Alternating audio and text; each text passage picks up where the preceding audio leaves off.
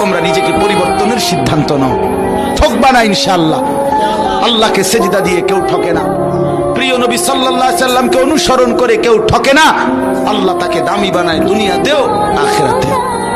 আখিরাতেও কোনো পাপী, কোনো চরিত্রহীন, কোনো লম্পট, কোনো দুশ্চরিত্র বন্ধু সে মানুষের কাছে ঘৃণিত হয়, ঘৃণিত হয়। তোমরা যারা 5 ওয়াক্ত নামাজ পড়ো না, তোমরা লজ্জিত ঘৃণিতই হবা ভাইয়া।